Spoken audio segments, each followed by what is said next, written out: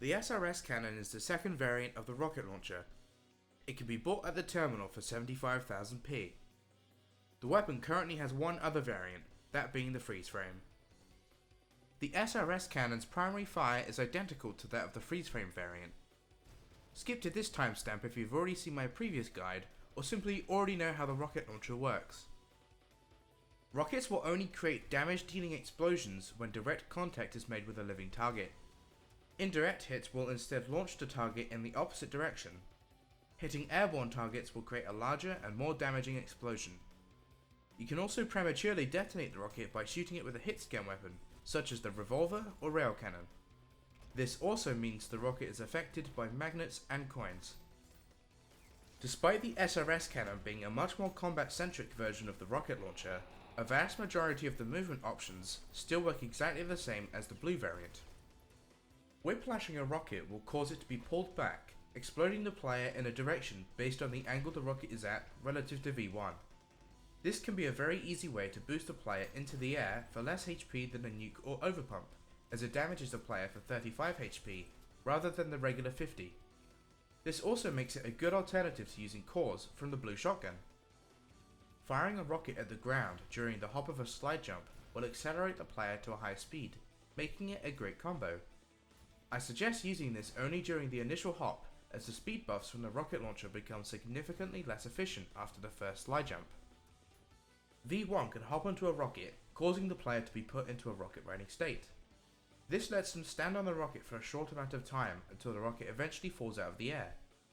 This period is based on the verticality of the flight and how many times V1 has hopped onto a rocket without touching the ground. Players can control the direction of flight using the movement keys. Keep in mind that the keys are not relative to the player, and so, for example, turning the rocket upside down will cause the controls to invert. Some of the rocket riding techniques still work on the S.R.S cannon, despite it lacking the freeze function of the blue variant. For the green rocket launcher, Lash Riding is the only method to effectively rocket ride during combat. To do this, fire a rocket beneath you and grapple onto it. Do note that you must be falling, otherwise the result will be the regular explosive boost rather than rocket riding. You can repeat this up to 3 times before the rocket begins to lose effectiveness. Rocket boosting is a different technique that allows you to gain enormous vertical distance, which makes it useful in cyberground scenarios when being overwhelmed with enemies. It requires a large distance between the floor, so slam storage is recommended. Once at the desired height, start slamming to the ground. Fire 2 rockets downwards. Lastly, hit the whiplash button. Once you've done this, one of the rockets will continuously boost the other in which you are riding on. This allows you to gain height until the rockets despawn after 30 seconds. Make sure not to hit the forward or backward keys to make the rockets parallel, as the speed will be reduced. Keep them at this 90-degree angle to keep the rocket boost as efficient as possible. Before moving on to the secondary fire option, feel free to subscribe if this guide is helping you out. Cannonballs are launched by using the secondary fire, with the distance being determined via how long the key is held, similar to the core eject shotgun.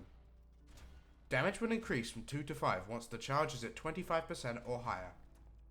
The cannonball will bounce off enemies after hitting them. It will also create a non-damaging shockwave once it hits the ground, bouncing enemies up into the air.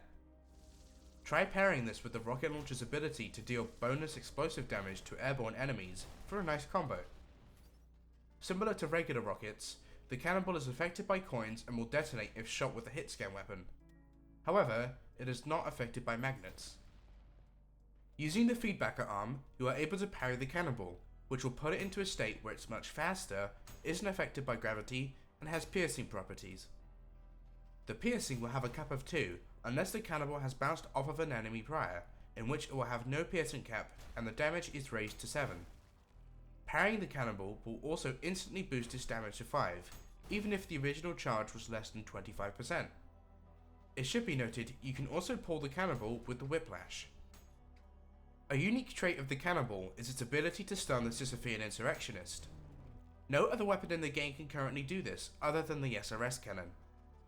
This makes it incredibly useful in the cyberground. It should be noted that you can only interrupt the insurrectionist when they are on the ground.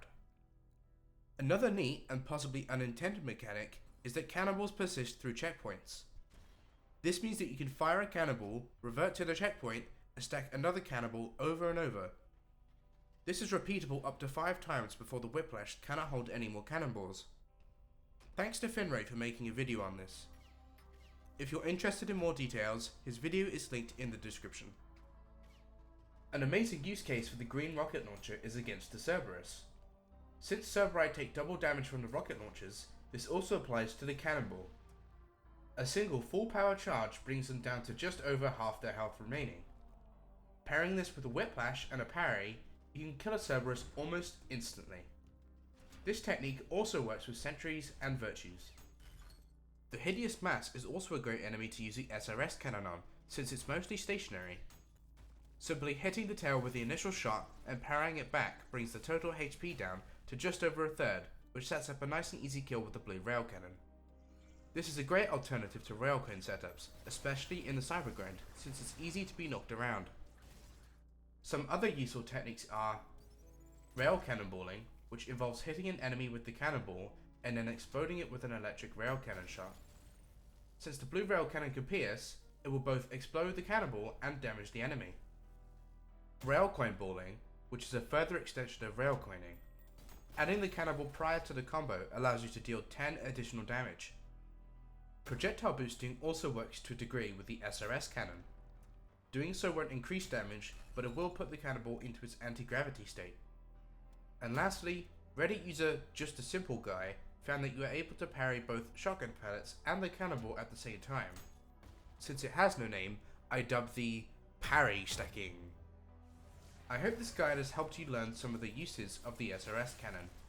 This weapon is quite odd, with not much unique tech, but it is certainly worth learning for high levels of play such as the Cyber Grind or P2. Thanks for watching.